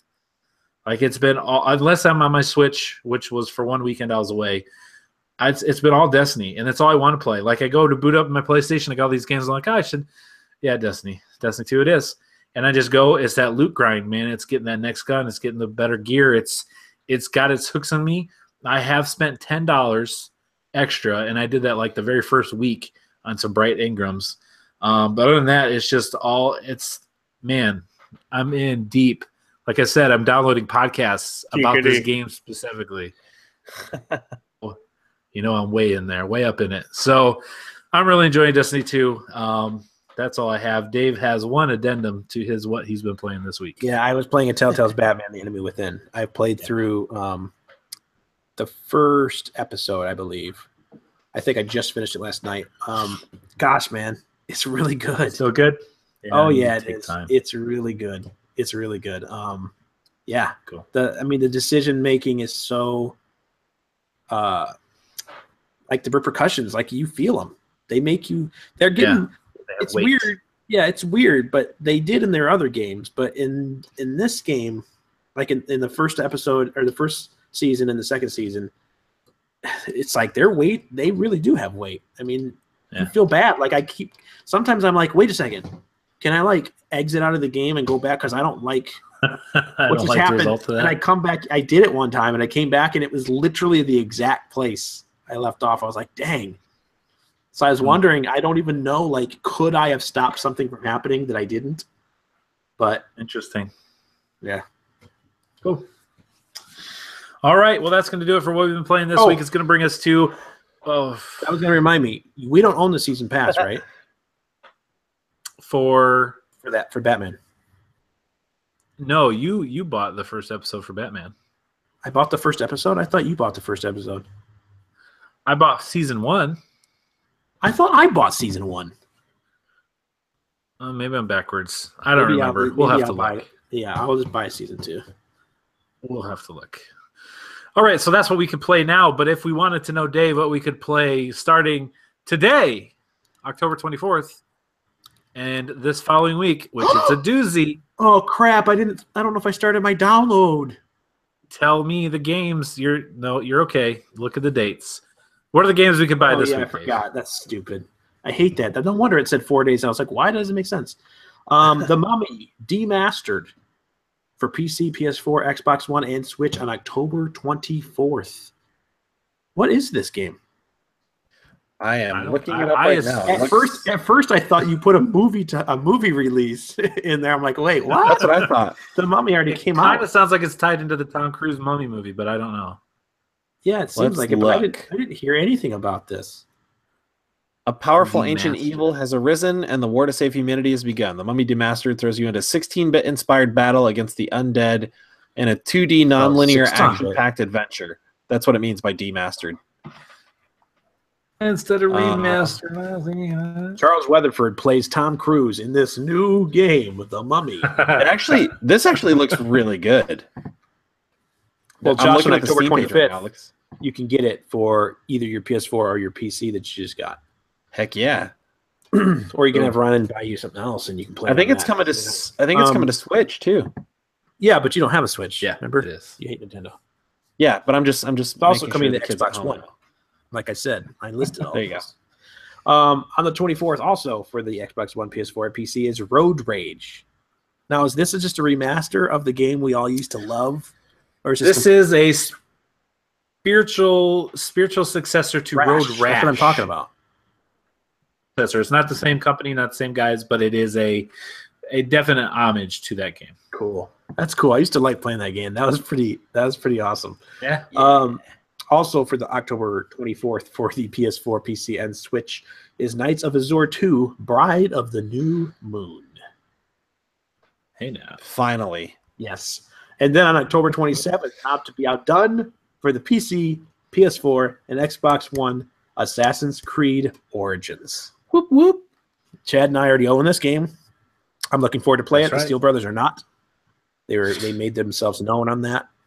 As I said, Chad bought Assassin's Creed Origins. And then Evan goes, are you excited about that game? I said, yes. He says, how about you, Paco? He goes, no. Yeah, me neither. And I just stayed quiet because I didn't care. And I wasn't going to defend myself on a game that I like playing. And then Evan revealed he's not played an Assassin's Creed game. Well, no wonder then. Like ever? I'm pretty sure he said, because he asked me if it was, what did he say? Is that just like, what was the game he asked me if it was like? Which made me think, well, if you've played one, you know what it's like. So I can't remember. I don't think he's played one. But anyways, it's not for everybody. Not everybody likes whatever, but I like it. I'm glad. I'm looking forward to this one. Same. And then also on October 27th for PC, PS4, and Xbox One, Wolfenstein 2: The New Colossus. Another game that we haven't bought yet. Oh, I should buy this one since you bought what you call it. Yeah, because we definitely are going to both want to play this game. The first one was great. Oh, man, it was so good. I can't wait for this one. And then, last but not least, he was really smiling real big. For the Switch on October 27th, we're getting a new Mario game. Super Mario Odyssey is hitting shelves on October 27th and available for digital download. Don't have to take an external hard drive to the store to get it. All you have to do is download it on your Switch that you connect to the internet through a cable Ethernet that goes through your phone and goes Wait a minute. Yeah, I can't wait for this, guys. I was going to say, The big when's three. the Big three. last time? What is the last Mario game that you played that there's two things that it cannot be? Cannot be a third-party game, like Mario plus Rabbids, for example. And then it can't be a game that is like just has Mario in it, like Mario Golf. Meaning like an actual Mario game. Like, when's the last one you two Like a played? full-on Mario title? I was thinking Chad might have the easy one if he played one of them on his SNES Classic, but I didn't know if he did or not. Did you, Chad? Yeah. Super Mario 3? The most recent time-wise, I played Super Mario World Okay. on my SNES Classic. But current game, like most recent game, newest game that I played was Super Mario 3D World, right? The one on the Wii U, where you had the cat suits and stuff. I played that game. I played that one too. I did play. I do remember I played Super Mario 3 on one of the Gold City guys' DS on the bus. I just remember that. But I think the most, like, release-wise, the most recent one that I played was Super Mario 3D World or Land or whatever it's called. Yeah, right. Most recent chronologically was probably Super Mario 3. I play that game a lot. yeah, man, I can't wait. Game. I'm excited about this. Chad, how excited are you about Super Mario Odyssey? I can't wait. I almost bought the hat. I almost bought Cappy. Really? I'm getting the actual cart of this. So I was in GameStop paying it off, and they had a cap. I'm like, oh, that's kind of cool. It's a hat with the big eyes on it. I'm like, that would just be cool to have. I got my Vita, and I was like, that's kind of cool. That's pretty cool. So, Hey, and so correct me if I'm wrong. Is Nintendo the same way now, where if you buy it digital, you have it, like you always own it? Like, yeah, can I if something happens to my Switch, as long as I'm using my same profile, I can download it again? Yeah, you'll lose your save because you still can't do anything with that, but you'll own the game itself, the license for the game. Yeah. This is a big week. It's a pickles. This is the first time. I mean, not that like Switch hasn't had cool stuff already. Like Breath of the Wild looks really good. I would totally love to play that, but like this is the first time I've been genuinely jealous of Switch owners. You've been genuinely jealous that you're boycotting Nintendo, and you've had second thoughts. Yeah. I just like literally. I mean, like I feel like there hasn't Josh the mainline Mario games. There hasn't been a miss. Yeah, Josh is the saddest boycotter of all time because he loves what he's boycotting. I do. I love the Mario games. He cries and shakes his fist simultaneously. Yeah, but I really look forward to hearing about this game. I hope it's as good as it seems like it is. Looking forward to it. We'll let you know. We'll let you know next podcast. I'll enjoy it vicariously through you two. Yeah. So next week we'll have some Mario talk and some Assassin's Creed Origins talk for the Steel Brothers and Josh. Possibly some Wolfenstein 2 talk. Possibly. All right. Well, that's going to finish it for the new releases. That's going to move us into what usually would be Game Scoops 20 questions, but I wanted to shift the gears just a little bit, put it in reverse, turn around the cul-de-sac.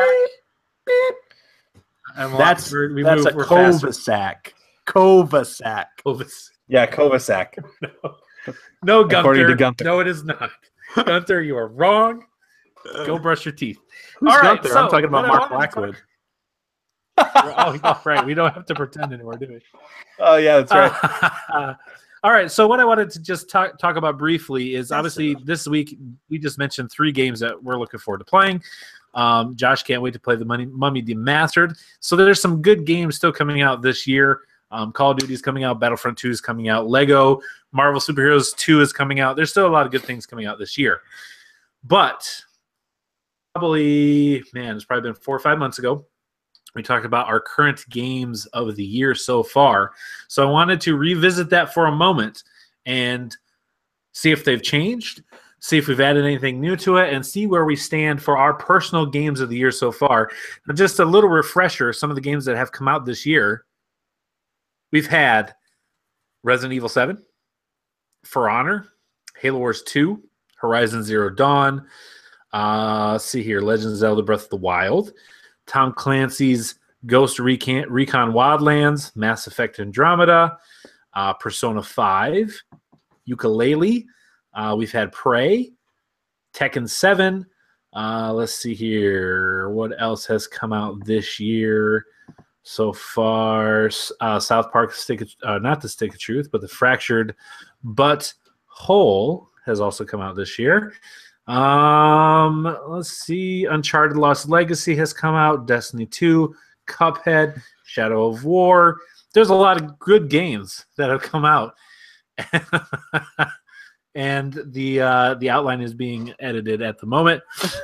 So what I wanted to do is ask you guys kind of where you're sit for Game of the Year so far. Personally, obviously this could change, and it's not necessarily a super long segment, but I just kind of want to see where you guys were sitting. I'll start off. For me, it's real hard still to beat Breath of the Wild. The way that game was so different from anything I've ever played in a Zelda franchise blew me away. On the new hardware, to be able to take it wherever you want it to go was a definite positive as well, and I think adds to the appeal and the Game of the Year status of that game for me. And just the way it looked, the way it played, the innovative things that it did, the time that I just got lost wandering around and had a great time, not even caring what the story was at the moment, and then the story that was there and how much I enjoyed that.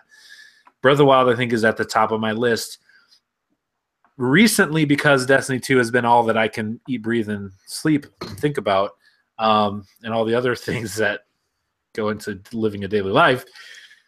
Destiny 2 is up there, and I don't know if the game it qualifies, but I don't know if the game would be actually Game of the Year. But for me, it's up there. So that's where I'm going to stand. Is Breath of the Wild is definitely probably number one. Destiny coming in right underneath it. We got some good games coming out here this week, as we mentioned already, and in the future that may supplant Breath of the Wild. But right now, that's where I stand. How about you, Josh? Where are you looking right now? So quick confession. I can't believe this happened, but I totally forgot Resident Evil 7 came out this year. It's not a surprise. All those games from the beginning of the year are it's hard to remember that that was this year. It was, way back at the beginning of the year. What was it, like February, right? Yeah. I feel like. So with that, originally I had Prey, I think, as my Game of the Year. I think I have to say it's a tie right now between Prey and Resident Evil 7 for Game of the Year. Resident Evil 7 because kind of like what you said for Zelda, like it was sort of a departure from what Resident Evil had been previously. Sure. But to me, a welcome departure with just enough like nostalgia and elements from the previous games, even down to like some of the sound effects and like the inventory system and things like that. Like there was enough from the older games that they continued into this game to make it feel like Resident Evil, but there was enough like completely different and new to make it feel like a really immersive horror, like first-person horror game, which I think like that's, to me, like the Resident Evil games have always been really good, but they've never been that scary. They've always for yourself. Well, they've just always felt more like an action game that was horror themed versus like a horror game. And this was, to me, like for me, this was the first time a Resident Evil game was like primarily a horror game that was also a first person shooter. Yeah. So like why I played it once and that's it. It was just so good and it's so tense. And there's like it's so atmospheric and it's so like immersive. Everything that would make Chad hate a horror game, this game was, which is why I think I loved it. Great horror game, yeah. Sort of like looking at Prey, like a lot of the same elements are the reasons that I liked it, which I think is why these two are tied for me. But like Prey was really immersive. The story in Prey was so good. Like the gameplay was really good, and the immersion and like the atmosphere and like the horror, like tense element of it was really good. But the story was like why I wanted to finish that game. It was really, really good. And like there was also like there was so much extra beyond just the main story. There was like you could find out about the lives of all these different crew members, and like there were all these little side things that you could do that really just like fleshed out even more like what was actually going on. And like there was so much extra, like I feel like love and care like put into that game. It was so good. And like I don't think I would have expected anything less, especially since they were sort of reviving like an older franchise, but it was really, really good. So those two I would say are tied for my game of the year. I haven't finished it. I can't necessarily totally speak to it, but like I do have to mention Horizon, I think, in this conversation too, just as sort of a shout out. But like it like again, like for the story alone, the gameplay is adequate, I think, which I think is fair. Like I don't think they were going for like groundbreaking gameplay, but like the story in that game is just, it's fascinating to me. Like the far, far flung future, like 1,000 years in the future, and like what, you know, like what that could bring. And the fact that it's actually almost sort of feasible, like, you know, some of it maybe not, but like a lot of it seems like, you know, it maybe could happen. And like, you know, if a couple things go badly here in the next like decade or so, but just like the idea of a whole civilization, like it seems like it's even further in the future than like a Fallout or something like that, like where all of this technology is sort of fallen off, and like back to caveman, a future where people are primitive but like living among the relics of like a super advanced civilization. It's really cool. So I really like the story in that game. I need to finish it. It's good, but they're all pretty close, I feel like, for me. Cool. All right, Dave, where you stand?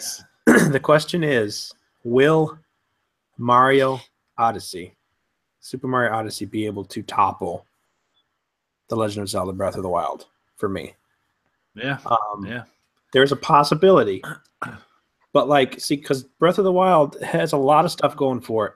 Aside from the fact that it's a Zelda game, it's so cool. I mean, it's hard to separate it from it being Zelda. But the fact that, you know, you had the open world, you had the ability to climb all the stuff, you had the ability to make your food, cook your food like that, eat it for different types of buffs and all that kind of stuff, the different items you could get to fight, and the different items you can get to wear. Just all of the different, you know, horses you could ride, the hand glider thing that you had, the different, like the magnetic powers you had, the stopping time powers that you had, the ice, putting ice in the water, this I still sometimes forget that I have. Yeah. You can use that. Yeah, the different creative ways you can use those things just above what they're made for. The things that people still discover to do that's in the game that you don't know is even there. And then add the fact that it's got this nostalgic story and nostalgic video game character that me personally, one of my favorites of all time. Yeah. It's really, really, it really puts it in a hard place to beat. It took Nintendo took something that they had again, they reinvented it in a way that they haven't before, and they got the right formula with this, to where they've done it before and it's not been as good or whatever, but for the most part, these have been good games. But this one really is incredible. You know, when you talk about, people have talked about comparing it to The Legend of Zelda Link to the Past, completely different gameplay, whatever, but that one is typically known as being the best one. Then, or some people might argue Ocarina of Time, still incredible game, great game. These three games, they reinvented the way that it was done and made it so much better. And I'm wondering if they've got that same magic that they're going to put into Super Mario Odyssey. I hope so. You know, we've had a lot of great Mario games, a lot of really good Mario games, some better than the others. Yeah. But like you had like the magic of, you had one, incredible. Super Mario 3, incredible. The way they reinvented it for Super Nintendo, incredible. When you got to Mario 64, incredible. When they get to Mario Galaxy, they reinvented it in ways that were still super fun.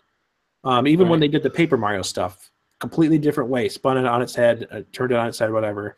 It was just really good. This way, kind of reminds me of maybe a little bit of Galaxy and 64 put together. It's got some of the retro stuff where he gets in the walls and you can still go back to doing the original NES stuff.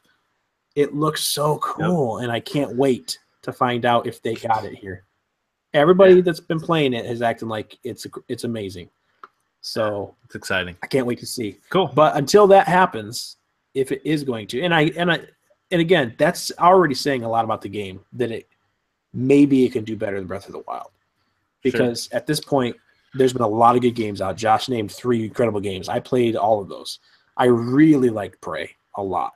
Like a lot. Resident Evil 7, as far as horror goes, and as far as like talking about what Nintendo's done to their franchises, I can't think, Capcom, right? Yeah. Reinvented Resident Evil in an incredible way. And plus they had the VR to add to it. Oh my goodness.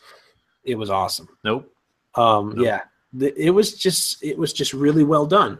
Horizon Zero Dawn, Sony exclusive.